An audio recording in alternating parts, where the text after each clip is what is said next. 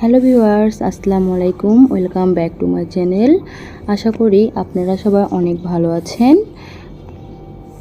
আজ আমি খুব সহজে কীভাবে চিকেন পাকোড়া তৈরি করতে হয় এটাই আপনাদের দেখাবো। দেখুন আমার চিকেন পাকোড়াটা কত সুন্দর হয়েছে, কতটা ক্রিস্পি এবং কতটা কালারফুল। তো চলুন দেখা যাক কীভাবে রান্না করব। এখানে আমি 250 গ্রাম পরিমাণ চিকেন নিয়েছি। এখানে আপনি হাড় ছাড়া যে কোনো চিকেন নিতে পারেন। চিকেনগুলো খুব ভালোভাবে ধুয়ে আমি পানি ঝরিয়ে নিয়েছি। এখন এর মধ্যে দিয়ে দেব 1 চামচ রসুন বাটা, 1 চামচ আদা বাটা, হাফ টেবিল চামচ টমেটো সস, 1.5 টেবিল চামচ টক দই। টক দইটা আমি খুব ভালোভাবে ফেটিয়ে নিয়েছি।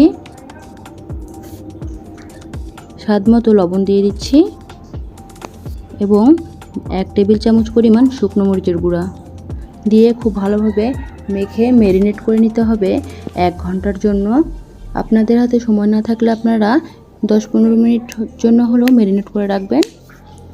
এরপর যে আমি এখানে সব উপকরণগুলো রেডি করে নিয়েছি। এখানে আমি নিয়েছি 1 কাপ পরিমাণ পেঁয়াজ কুচি, হাফ কাপ পরিমাণ বেসন, 1/4 কাপ পরিমাণ চালের গুঁড়া, 4টা কাঁচামরিচ কুচি, হাফ চামচ বেকিং সোডা, হাফ কাপ ধনিয়া পাতা কুচি, 1 চামচ হলুদ, 1 চামচ জিরার গুঁড়া, 1 চামচ ধনিয়া, 1 চামচ গরম মশলা গুঁড়ো। এই সব উপকরণগুলো আমি এখন এই ম্যারিনেট করা মাংসের মধ্যে দিয়ে দেব। আমি মাংসটা 1 ঘন্টা যাবত ম্যারিনেট করে রেখেছি।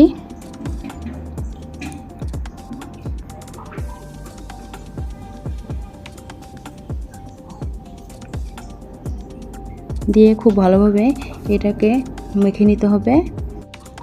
এখানে আগে পানি ব্যবহার না করে একটা ডিম দিয়ে দেব, যে কেমন হয়। ডিমটা চেষ্টা করবেন দেওয়ার। আমি এখানে ছোট সাইজের একটি ডিম নিয়ে নিয়েছি। ডিমটা দিয়ে মেখে আমি আবারও দেখলাম ডোটা একটু শক্ত শক্ত আছে। এরপর যে আমি এখানে সামান্য একটু পানি দিয়ে দিচ্ছি। পানিটা অল্প করে দেবেন, বেশি দেবেন না, তাহলে ডোটা নরম হয়ে যাবে। আমার মাখাটা প্রায় শেষ। দেখুন কত সুন্দর হয়েছে। এরকম হবে, বেশি পাতলাও হবে না, বেশি ভারীও হবে না। এই পর্যায়ে আমি এখানে বেকিং সোডাটা দিয়ে দেব। বেকিং সোডাটা সবার পরে দিবেন।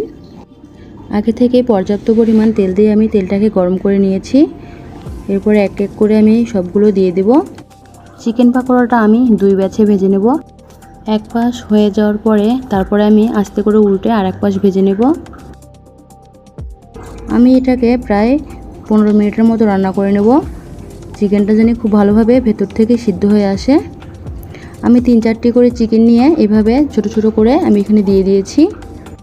চুলোর আঁচটা একদম লোতে রাখতে হবে, নাহলে উপর থেকে কালার চলে আসবে, ভেতরে চিকেনটা কাঁচাই থাকবে। আমি প্রায় 15 মিনিটের মতো এটাকে ভেজে নিলাম। আমার চিকেন পাকোড়াগুলো খুব ভালোভাবে ভাজা হয়ে গেছে। আমি এবার একটা স্ট্রেনারের সাহায্যে এটাকে টিস্যু পেপারের উপরে তুলে নিচ্ছি, যাতে করে চিকেন পাকোড়ার উপরে এক্সট্রা তেলগুলো টিস্যু পেপারের মধ্যে উঠে আসে। দেখুন আমার চিকেন পাকোড়াগুলো কত সুন্দর হয়েছে, একদম মুচমুচে হয়েছে। এই চিকেন পাকোড়াটা অনেক হেল্পফুল। এটা বাচ্চাদের জন্য অনেক ভালো। বাচ্চাদের টিফিনে দিতে পারেন বা বিকেলের নাস্তা হিসেবেও এই চিকেন পাকোড়াটা আপনারা খেতে পারেন। আপনারা যদি আমার চ্যানেলে নতুন হয়ে থাকেন প্লিজ আমার চ্যানেলটি সাবস্ক্রাইব করে দেবেন। আমার ভিডিওটি ভালো লাগলে একটি লাইক করবেন। আর যদি আপনারা আমার ভিডিও দেখে কেউ চিকেন পাকোড়া তৈরি করে থাকেন তাহলে আমাকে কমেন্ট করে জানাবেন চিকেন পাকোড়াটা খেতে কেমন হয়েছে। আজ এই পর্যন্তই। আপনারা সবাই ভালো থাকবেন। আল্লাহ হাফেজ।